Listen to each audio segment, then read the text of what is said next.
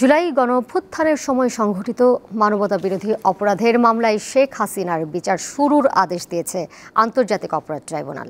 মামলায় সাবেক এই প্রধানমন্ত্রীর সঙ্গে অন্য দুই আসামি হলেন সাবেক স্বরাষ্ট্রমন্ত্রী আসাদুজ্জামান খান কামাল ও সাবেক আইজিপি চৌধুরী আবদুল্লাহ মামুন। মামলায় নাটকীয় মোড় নিয়েছে সাবেক আইজিপি রাজসাক্ষী হয়।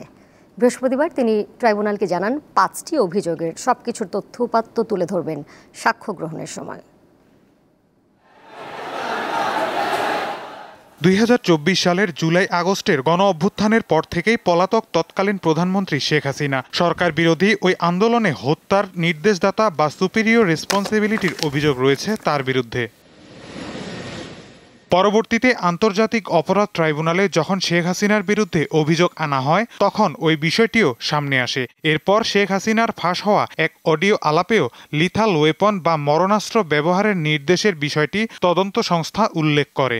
এখন লেটার ওয়েপন ব্যবহার করবে, যেখানে পাবে সেটা গুলি করবে।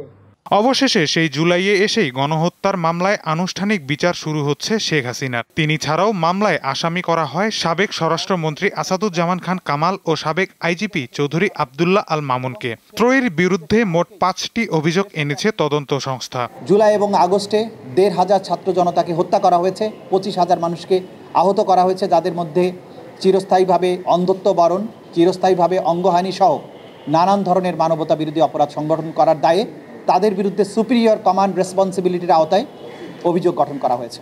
আন্তর্জাতিক অপরাধ ট্রাইব্যুনাল ১ বৃহস্পতিবার মামলার আনুষ্ঠানিক অভিযোগ গঠন করে বিচার শুরুর নির্দেশ দেন। ৩ আগস্ট সূচনা বক্তব্য উপস্থাপন ও ৪ আগস্ট হবে সাক্ষ্য গ্রহণ। চার্জ গঠন হয়েছে। চার্জ গঠনের পরে আগামী ৩রা আগস্ট ওপেনিং স্টেটমেন্টের জন্য এবং ৪ঠা আগস্ট প্রথম সাক্ষ্য গ্রহণের জন্য দিন ধার্য করা হয়েছে।